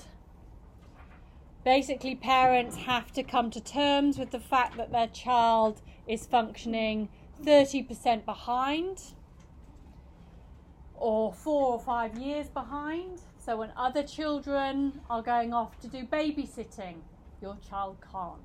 They are not allowed, should not be anywhere near looking after a baby. Other children are getting their driving licenses. Your child can't. You do not give that child keys to the car. We know their risk-taking behaviour. We know that they will be driving too fast, that they will be not wearing seat belts, that they will be doing really silly things. You do not give your child the keys to your car for another 4 years. So there is an awful lot that parents need to come to terms with. They need to accept the condition. They need to come to terms that it's going to be difficult, it's going to be challenging, and they need to change the way in which they parent. They also need to know that the child is a valued member of their family. They have to be loved, because these children do have very much social and emotional problems. They will have academic difficulties that they need far more support than their typically developing counterpart. So when we're looking at behavioural therapy, you need to be their working memory, the inner voice, their past, their future. You need to be organising them, their schoolwork. You need to be their dopamine, their praise, their reward, and you do that any way which you can. You give them stickers, you give them money, you give them what they want to get things done. Other children have dopamine. You do not. You have to give them those, just like you would in a child with ASD. You are their rewards. You give them rules, you give them lists, you structure the routines, and you will help control their behaviour. You are their working memory. They can't hold information. You write it down. It all goes on sticky notes. If you're trying to organise a story for homework, they can't do the beginning, the middle and the end and hold that in their inner working memory. You write it on sticky notes and you write it down for them. Their week, their planning, their PE kit, it is all written down. They cannot hold the information. They will not remember what happened yesterday to remember what happened in the future. They forget their PE kit, they've forgotten it the next day. Okay, you are their working memory.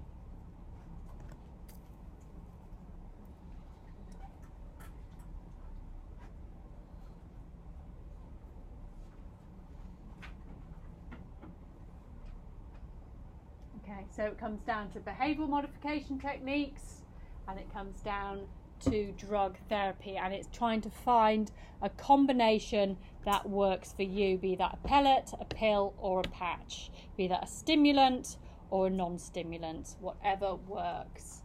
You are doing the routines, and these have to be consistent. They have to be rules that are consistent. You have to give instructions that are clear. You reward their good behaviour, and like any good parents, you don't reward the undesirable behaviour. It comes down to Pavlov and his dogs, and it comes down to operant conditioning. Those behaviours that you reward will be performed again and again. Those behaviours, the undesirable behaviours, you ignore it, they will hopefully go away. You praise the positive, you ignore the negative. You also, I'm not going to show that one. You also keep it short. If you want their attention, you touch them on the shoulder, you look them in the eye, and you say 1 or 2 things to them. You don't give them lists and lists and lists. So go upstairs to your bedroom, I want you to do this, that, and the other. Or your next task at school is to write a list, and then I want you to do this, and then I want you to do that. They can't get that. If you're the teacher, you tap them on the shoulder, you look them in the eye, and you give them 1 or 2 things to do, and you write it down. Okay, I'm not going to show that. Which one's this one? Oh, it's a Children who do have ADHD need a lot of consistent motivation, so a reward system in place really does help. Sorry, is this Super Nanny? Has anybody seen this? It's a very British thing. You get someone to come into your home and basically teach you how to parent. Let's see if I can get this. I'm going to try and get some subtitles. It's quite a fun... I've lost my mouse now.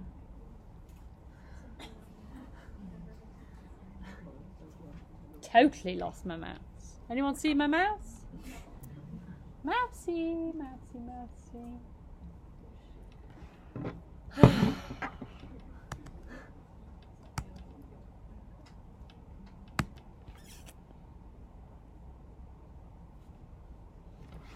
Who do have ADHD need a lot of consistent motivation, so a reward system in place really does help, and that's why I introduced the waterworks system to give Carl some self-esteem and boost his confidence. These cups, alright, have different things on them.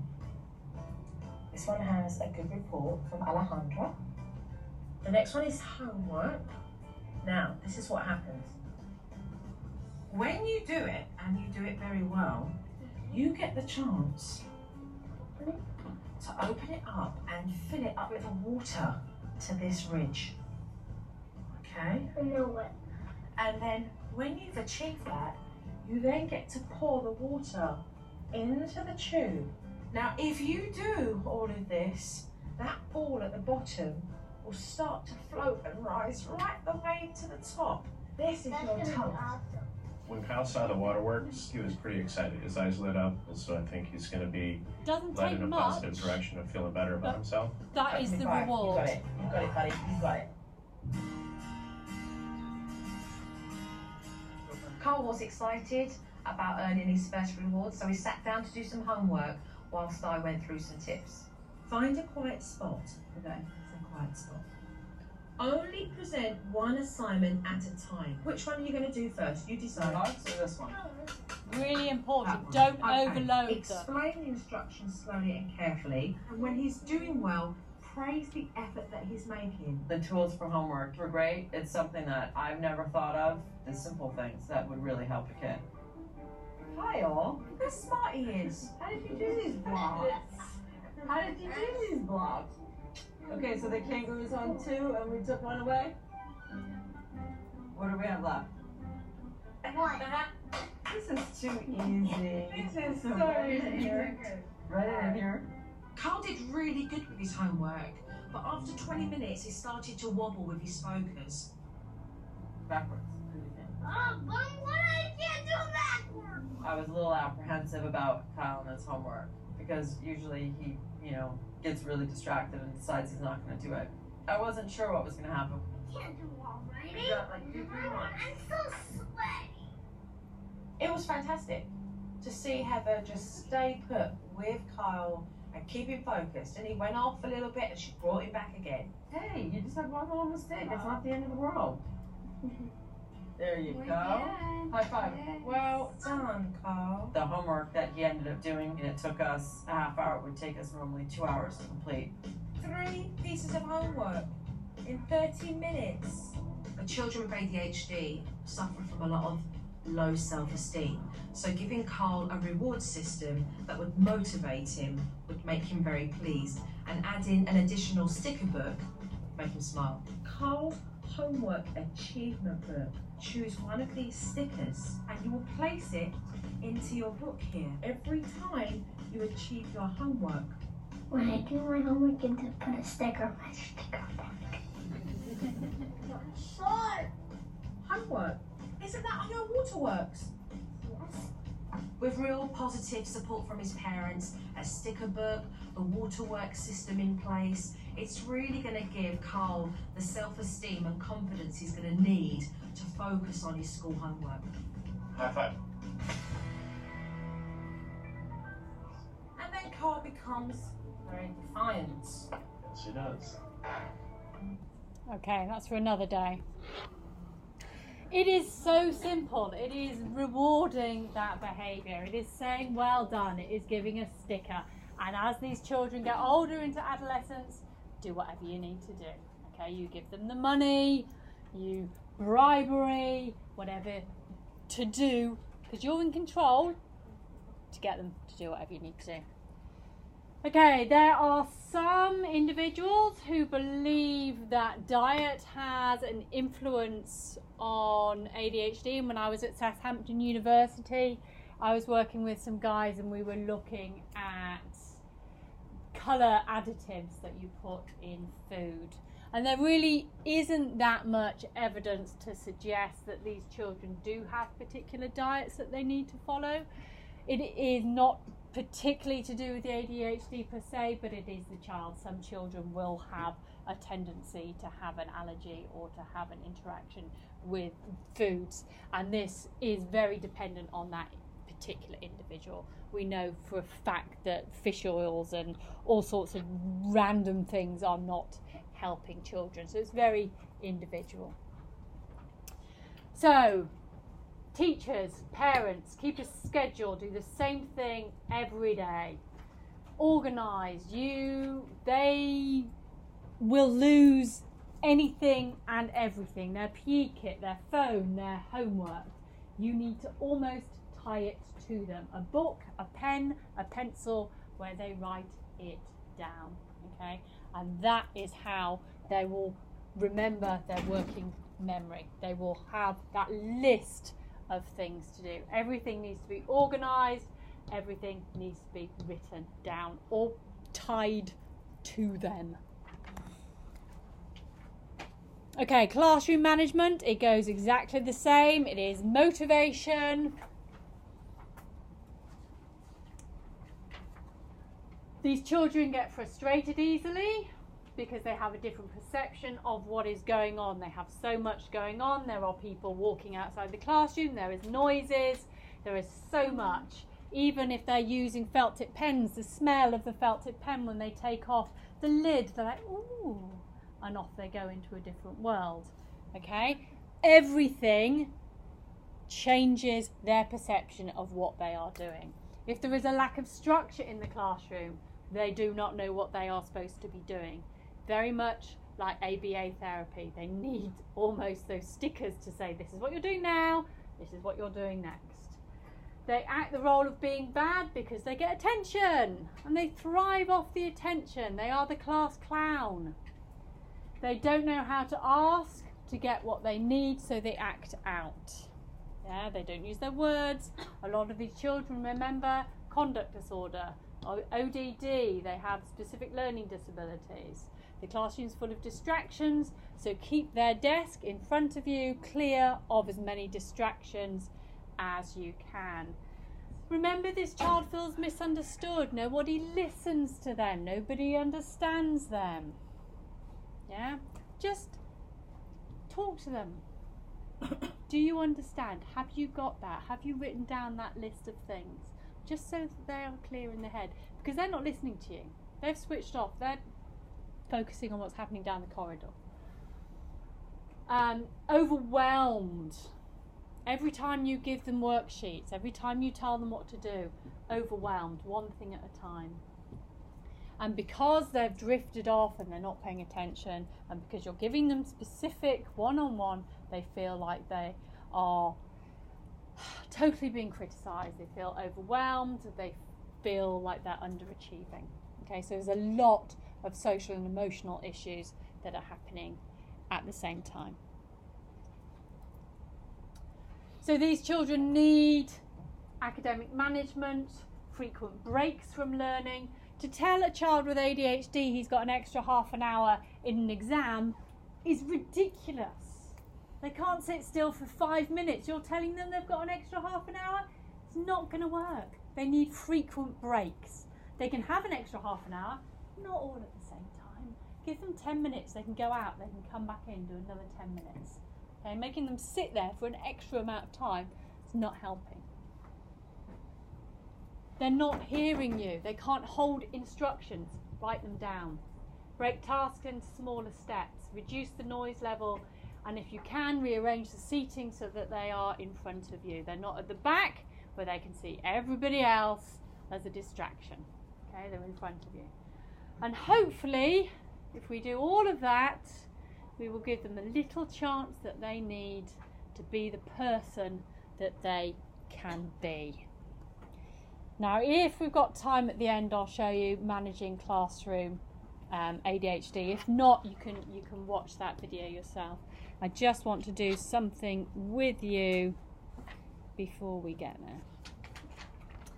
So as I said, if symptoms persist into adulthood, it usually is about 50% from childhood to adolescence, and from adolescence, from adolescent, this is the wrong way around, isn't it? Children to adolescence, 80%, and then 65 into adulthood. Now we need to understand this a little bit more. I don't think we particularly understand why some children's ADHD persists into adulthood, but we know that those who have more severe and more number of symptoms will persist into adulthood. Types of symptoms exhibited, severity and number, individual's intelligence. That is quite an interesting one, I think. The higher the IQ, and that probably relates to creativity and all sorts of other things that we will come on to. Family situation, the more help they're getting, the more reward, the more things are written down, the more structure, the more support, the more social and emotional support that they get, the medication that they receive will all help.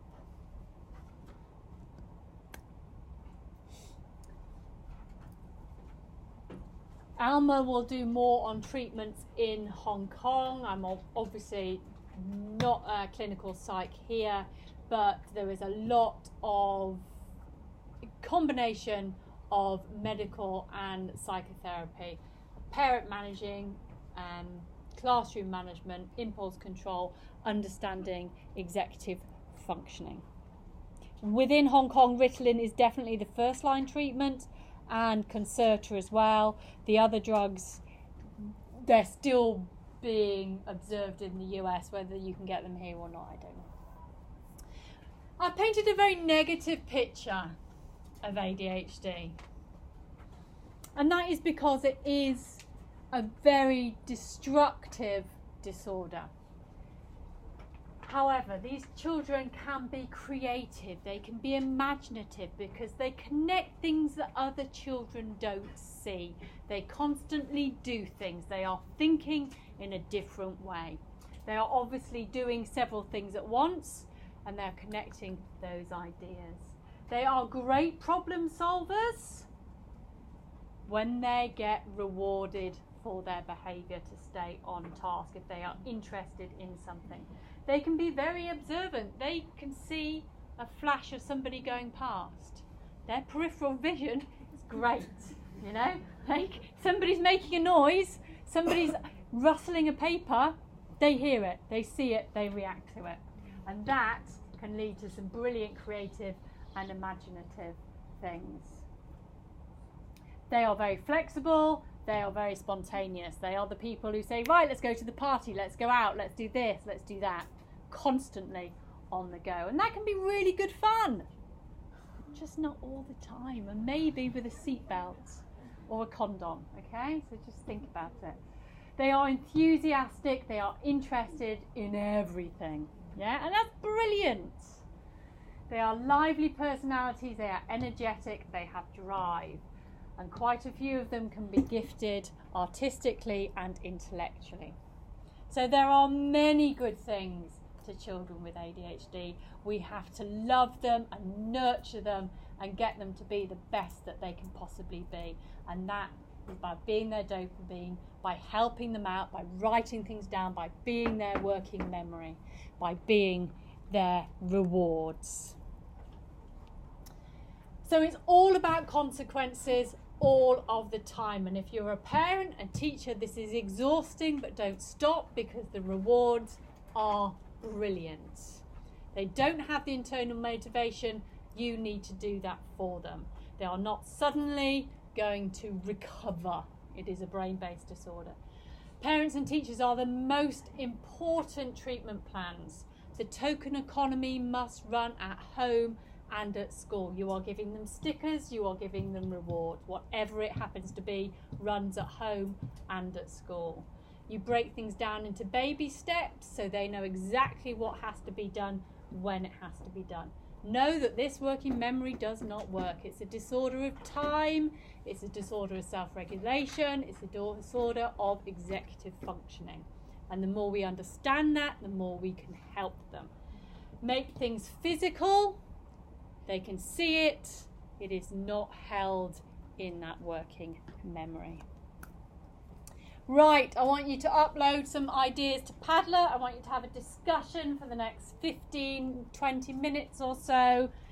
What are the positives of having ADHD? Let's end on a high note. What should treatments include?